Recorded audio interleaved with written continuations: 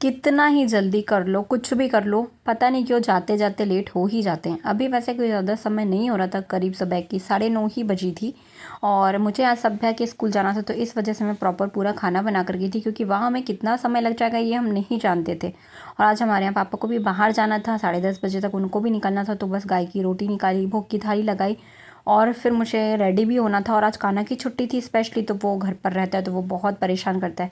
उसके साथ ही ना मुझे सारा काम भी कंप्लीट करना था।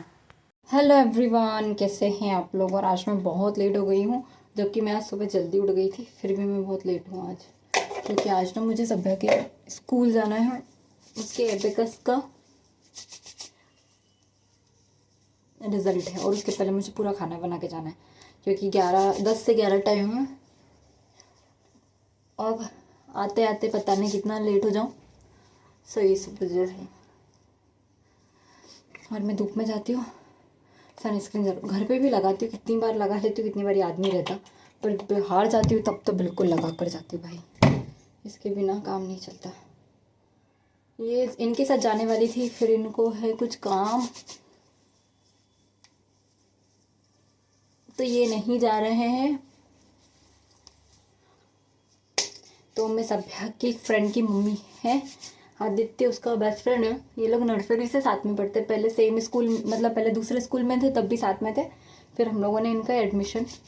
फटाफट से रेडी होना स्टार्ट किया, क्योंकि पहले था इनके साथ जाना है, तो फिर ये था कि मैं फटाफट आ जाऊंगी, पर फिर बाद में प्लानिंग पूरी चेंज हो गई। और अच्छा ही था, क्योंकि वहाँ हम लोगों को बहुत टाइम लग गया था। और फिर ये ना बहुत ऐसा होता है ना, इन लोगों को शॉप खोलने का एक समय होता है, उसके बिना फिर थोड़ा सा लेट हो जाता है। बस सिंपल सा सूट वेयर किया, वॉच पहनी, ब्रेसलेट पहना और बस रेडी हो गई थी, क्योंकि स्कूल जाओ तो अच्छा नहीं लगता। फिर मैं नीचे गई तो इन्होंने मुझे भी छोड़ दिया था सभ्या की फ्रेंड के घर, तो 10 ही बजी थी बस। अभी 10 बजे मैं पहुंच गई थी। भाभी को थोड़ा सा वक्त था, वो भी नहाकर रेडी वेडी हुए। उनकी बेटी है, ये भी सेम स्कूल में पढ़ती बट नर्सरी में, तो उसकी छुट्टी थी। बस हम लोग भाभी और हम तीनों फिर निकल गए थे स्कूल के लिए। स्कूल पहुँचे तो वहाँ पर बहुत सारे पेरेंट्स बैठे हुए थे ऑलरेडी। फिर दो दो कर सबको बुलाया, रिज़ल्ट दिखाया। ठीक था रिज़ल्ट, बहुत अच्छा भी नहीं बोल सकते, बहुत बुरा भी नहीं। बस इसके स्कूल से थोड़ा सा आगे ही आए रिटर्न आने के लिए, तो बेर का पेड़ लगा हुआ था, बहुत सारे बेर लगे हुए थे, तो हम लोगों ने बेर खाए तोड़कर। फिर भाभी बोले कि आज मेरी छुट्टी है, ये भाभी जॉब करते हैं, तो बोली चलिए अपन एमपीबी कॉलोनी चलते हैं, वहाँ पर से कड़ी पत्ता वगैरह ले लेंगे, क्योंकि ये भाभी पहले यहीं पर रहते थे क्वार्टर में, यहीं पर जॉब करते हैं। तो बस वहाँ पहुँचे तो एक दो बहराने जो इनके पहचान वाले हैं उनके घर गए हम लोग। भाभी ने आवाज़ वगैरह लगाया। फिर वहाँ गए तो उन्होंने, भैया ने हम लोगों को कड़ी पत्ता ला कर दे दिया था। उनके यहाँ पर मस्त इतना बढ़िया आंगन था, वहाँ पर चिप्स वगैरह सूख रहे थे, इतनी ग्रीनरी थी यार, इतना अच्छा लग रहा था, ऐसा लग रहा था कि यहीं रुक जाओ, यहाँ से ना जाओ। बट ठीक है, जिसको जो मिलता है उसकी उसको वैल्यू नहीं होती। इतने सारे गुड़हल के फूल लगे हुए थे, हिबिस्कस फ्लावर, मैंने बहुत सारे तोड़ लिए, क्योंकि मुझे सभ्या के लिए ऑयल बनाने के काम में आते हैं। और मस्त हवा चल रही थी, खूब सारे पेड़ पौधे और सब तरफ हरियाली हरियाली थी। करीब हम 1 घंटा यहाँ रुके होंगे, ऐसा हो ही जाता है, सब लोगों से बातचीत वगैरह की।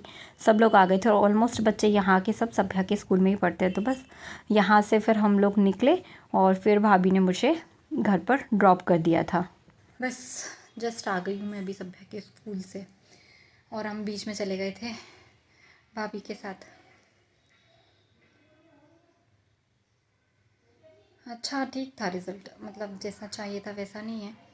80 में से 71 नंबर है उसके एबेकस में। स्पीड राइटिंग थोड़ा सा छोड़ दिया था, और दूसरा उसने कुछ एक दो सम भी गलत करे थे, इस वजह से उसके नंबर्स कट गए। बाकी तो उसने सही किया था। ठीक है, देखते हैं, पहला ही साल था। अब बोल के आए कि वीक में कम से कम 2 दिन तो एबेकस क्लासेस लगाया करो, एक दिन में नहीं हो पाता, एक दिन में बच्चे क्या ही करेगा। सबका खाना वाना हुआ। कान्हा भी बहुत ज़्यादा चिड़चिड़ा हो रहा था, उसको सर्दी हो रही थी, तो मैंने उसके लिए बनाई थी काली चाय, चाय पत्ती और पानी को अच्छा उबलने के लिए छोड़ दिया और उसको छान लिया था। इस कप से पूरा पानी लिया था और आधा कप जब ये नहीं रह गया तब तक मैंने इसको बॉईल किया। इसमें शहद और लेमन को ऐड किया और हल्का सा कुनकुना कुनकुना इसको पिलाने की कोशिश की। पहले तो वो बिल्कुल भी पीने के लिए तैयार नहीं था, फिर जैसे तैसे उसको रेडी किया और उसको पिलाकर फिर मैंने उसे सुला दिया था।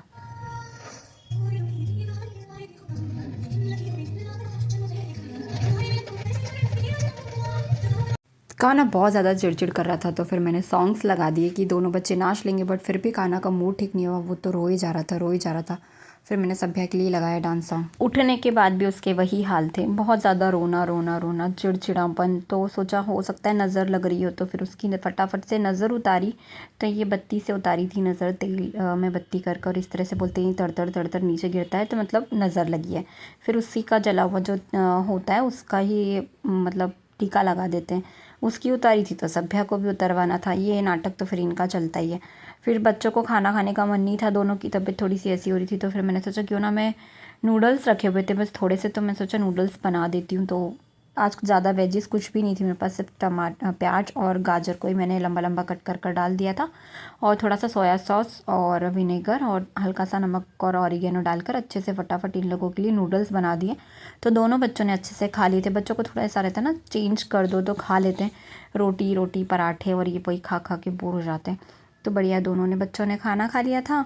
और फिर मैंने अपने लिए बनाए थे फ्राइड राइस। राइस बच गए थे तो उसको भी मैंने बिल्कुल फ्राइड राइस जैसे सारी वेजेस डालकर बहुत सारी, और सोया सॉस और ग्रीन चिली सॉस और विनेगर वगैरह डालकर मस्त पेरी पेरी मसाला वगैरह डालकर मैंने बना लिया था। हाँ, तो कृष्ण जी कौन है? विष्णु भगवान के 8वें अवतार। हाँ, तो कृष्ण जी आए थे कंस का वध करने के लिए। तो कहानी शुरू होती है। सभ्या को ना स्टोरी सुनना बहुत पसंद है, वो भी भगवान की स्पेशली। तो मैं आज उसको कृष्ण जन्म की पूरी स्टोरी सुना रही थी। मतलब बेसिक उसको थोड़ा थोड़ा नॉलेज है, बट जो एक बेसिक पूरी स्टोरी होती है ना, वो मैं से सुना रही थी। कान्हा को नहीं पता था पूरी, मतलब कान्हा अभी समझता भी नहीं है, तो बस उसको लेकर दोनों को लेकर मैं बैठ गई थी और थोड़ी एक आध दो स्टोरी में उनको 1-2 दिन में सुनाती रहती हूँ।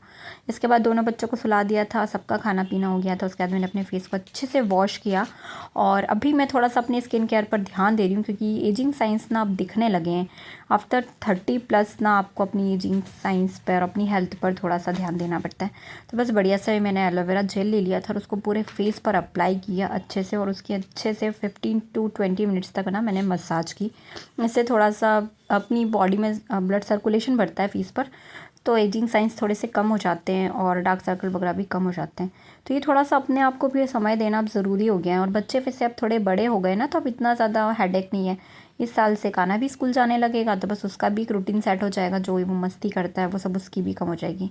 फिर से हम अपनी पुरानी लाइफ थोड़े सा जीने लगेंगे। ज़रूरी भी है यार ये कि एक रूटीन फॉलो करते करते लाइफ भी बड़ी बोरिंग सी हो जाती है, कुछ चेंजेस की ज़रूरत होती है। तो चलिए इसी के साथ में इस वाले व्लॉग को अपन एंड करते हैं। और अगर वीडियो पसंद आया हो तो प्लीज़ चैनल को लाइक शेयर एंड सब्सक्राइब ज़रूर कीजिए, कमेंट्स ज़रूर कीजिए और अपना सपोर्ट बनाए रखिए। धन्यवाद।